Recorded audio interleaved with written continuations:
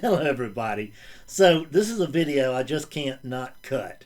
I'm not poking fun at anybody or any group in any, but I can't not cut it. I don't read a lot of contemporary authors, but in regard to non-duality, but I'm reading one right now, and I got to tell you, this guy makes me feel inadequate. I mean, this guy has apparently had the awakening to end all awakenings. I mean, he had an awakening and he just like got clear. He was just clear, like it just happened. Boop, just nothing to it. And virtually, virtually no process. I mean, he does mention a little bit in the way of process, but mostly he just woke up perfectly clear and hadn't had a problem since. Now, gee whiz, what about my little awakening? I mean, my little awakening doesn't compare to that. And heck, my daily experience doesn't compare to that either. I mean, I really just, I mean, I go into question, should I even be teaching, right? I mean, gee whiz. Wow. I mean, I'd like to have some of whatever he's been smoking. Because that's what's happening. I mean, just, we read these things and then we read these accounts, and they're so great and so grand compared to our little trivial stuff, which is not so hot. and it makes us wonder if we're even awake, right? Doesn't it? I mean, it's like, wow, this ain't the way mine's going. And but have you noticed how many people feel that way? Well, like, you may not, but I can tell you, I hear about it because of my position. I'm right at the hub of at least one little circle of non-duality, and I can tell you there's a lot of you out there who feel really inadequate, like your awakenings just weren't quite good enough, they weren't quite big enough, and and I've always known where you're coming from, but man, after just reading this book, I mean, I just got it so clearly. It's just like it's bait. It's follow me bait. It's follow me and never get here bait. That's what it is. I'm not even saying that it's not honest from the most honesty that this person can come up with or anything like that. I don't really want to point fingers like that. What I want to say is that sometimes as somebody who's done a lot of writing, sometimes when I write, I kind of get lost in the process, and sometimes I'm trying to describe a scene. Let's say I remember when I was at Grand Canyon and I looked over and saw the canyon for the first time, and it was like, it was actually indescribable. That's what it was. It was indescribable. I mean, it's one hell of a big hole. And so when I try to describe it, if I go to describe it in paper, I'm liable to flower it up a little bit. It moved my heart to the point where I couldn't breathe for 2 minutes, or it just, oh man, I saw that thing and flowers came out, or what. I mean, we just have a tendency to aggrandize things. I'm not saying that's what's happened with this person, but I'm saying it could be. And I'm saying that there's something that don't quite hold water there. Not that my experience is the way anybody else's experience is supposed to be, but I've also talked to an awful lot of people, really, straight on one-on-one. I had a lot of people wake up with me, and I've talked to a lot of people who are awake. I mean, I know hundreds of people, who've had awakenings and who are right now at different gradations of clarity or cloudiness, whatever. I've had a lot of experience in this. And what I'm reading, I've never had that experience. I've not had it, nor have I ever talked to anyone who has ever had it. And that includes some pretty big shot spiritual teachers. So it's not like, oh, what's that old Fred? What's he know? It includes them. This idea of the one-shot deal. I'm not saying it's bullshit.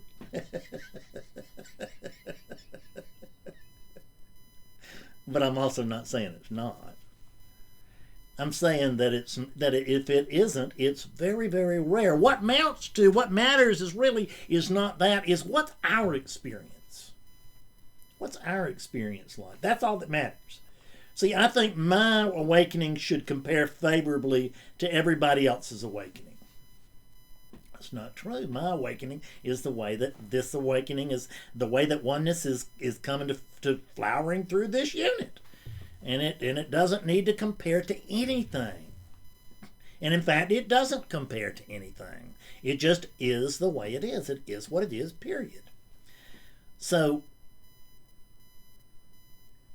but when I read where, boy, this person, he really had such and such. And I only read the parts that that I'm interested in, which is the part where they were like awake with the one-shot deal.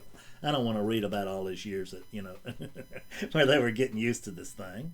I don't like to read the part about where Eckhart Tolle says he was out in the, that he spent all that time in the park on the bench and everything. Kind of learning to live in awakeness. I like the part where he was suffering, and then he asked himself a question, and then boom, there was darkness, and he woke up alive. That's what I like, that thing. I don't want to hear about Byron Katie going to the desert and doing the work and everything because she found out her brain was crazy after she woke up. I don't want to hear about that. So I want to hear about Byron Katie being on, she'd be on the floor at a halfway house and that rope just crawls like over her foot. And she just came to full bore, awakeness. It's no problems, no difficulties, no nothing. It's just been great from there on.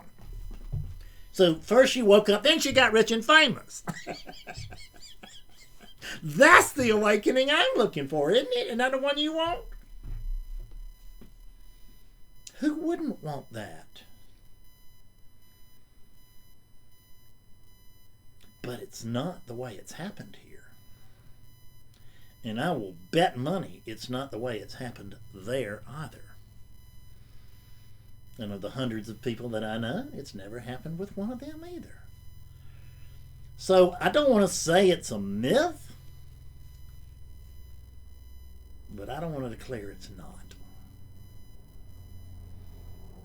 What I'm telling you is that it's awakening. The post-awakening has been a hell of a challenge. It really has been. I mean, most of it was a challenge for Fred, and there is no Fred, but I noticed that whether there's a Fred or not, that he's been my challenge ever since there was awakening here. He is a challenge for oneness, but that doesn't make any difference. It's still been a challenge. It's not been all straight and beautiful and peaceful and quiet and all this on the silence and the stillness. Trust me, I'm not making fun of this from the standpoint that hasn't occurred here. It has. I mean, to the level that it has. I had a storybook awakening. Who cares? It got in my way for 3.5 years. I kept thinking that big day that I had, and the pops that I got after that was enlightenment. And I was supposed to be like that 24/7. Supposed to be sitting around having an orgasm 24 hours a day, 7 days a week, And hell, the unit can't function like that. But that's what I read into the way that they were doing it. Do you know that? I mean, Ramana Maharshi, just lays down on the floor, pretends to be dead.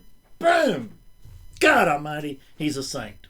I mean, not the way you wish it would happen. I mean, I don't want to think about the fact that Ramana spent all that time in the damn graveyard, just absorbing, getting, having the unit just try to come to grips with this great awakening.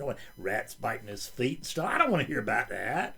I want to hear about the part where he lay down on the floor, pretended to be dead, and he woke up and it was just like wide awake. I mean, perfect. That's what I want. But what if it's not available to me? What if it's not available? I mean, at least Nisargadatta had the dignity to tell us it took him 3 years. Then he had the perfect thing. And he doesn't really tell us that at all. But at least he does, agree that he had to seek for 3 years, and then you can see where he understands that we got to seek until we don't. He understands it's unnecessary, and so do I, but it doesn't make any difference. It's only unnecessary after the fact. This is what we can't get, is that it's only unnecessary after the fact. It's like once you get confirmation of your way. I remember the day that my teacher gave me confirmation. It was fabulous, and then I got confirmation from another teacher. It was great, but by the time you get it, you don't need it. You already know. Thank you very much. It's nice to have it, but you don't actually need it. I used to think, well, I just want them to confirm it, whether I've had it or not. Just confirm awakening so that I can, wear the enlightenment crown. Maybe start to teach and then get famous. Even if I can't get rich, maybe I can get famous. I've been listening to some stuff on the Greeks lately, and they were talking about charlatan philosophers, and it was not only the philosophers who sold out for money. There was another breed of philosopher who did not charge. There wasn't a sophist or anything. They didn't charge any money, but they wanted to be held in very high esteem. And don't you see a little bit of that around too? You see the ones who, you see the crooks like me that charge money, and then you see the ones who aren't the crooks because they don't charge any money. And boy, we really hold them in high esteem. You see that? There's no way to win. There's no way to get out of this thing with zero ego. There just isn't. At least I'm honest about mine. I'm up front with you. Because I can't not be, because that's part of my ego operating. See, now I want you to think highly of me because I'm up front with you about my ego. You can't win. This is exactly what I'm saying. You cannot win at it. So, your awakening is working. It's just coming about just perfectly. It's working just fine. It's coming about perfectly. There is no possible way that you are watching this and not in the awakening process. It's just not going to happen. I don't care if you're the mom who's the disapproving mom who just broke into her teenager's bedroom to find him looking at this or her looking at this, and and you're, oh, it's sacrilege. I don't care if it's you. You're not going to get that close to this unit one-on-one if you're not in the awakening process. Doesn't mean you're going to wake up this lifetime. Don't get too excited. But you're in that process. And I don't mean it just from the standpoint that everybody's in the process. I mean you in particular. If there is a particular you, there's not. But let's pretend there is. So, because it's a nice story that there is, and the particular you is indeed in the awakening process. And what I mean by that, of course, is that awakening is actually just coming to, that awakening is waking up to itself in that relative location to the end of that story. That's what I mean. But it won't, doesn't feel like that until it happens. And then, it doesn't feel like that's what we're moving toward. Then it happens. We see that's the way it is. And then typically we forget about it. It becomes all about us again. And that's okay too. Whatever's happening to you is okay. I mean, good or bad. And I know that it feels like it's just that what's happening with this unit is the most critical thing ever. And it's okay to feel like that too. It's just all fine. It really is. It's all just fine. Don't be comparing yourself to this awakening or that awakening, or that this person sees this or this person has told me that, or all of that. It's just so much hooey. It really is. And for goodness sake, don't be projecting, because we compare my insides to your outsides, and I come up lacking every time. Not the way of it. But when I compare my insides to your insides, I find out we're the very same thing. And that if you had a terrific storybook, awakening terrific, that means I did. But that just means I did over there. And since I did over there through that unit, it turns out I don't need to do it here.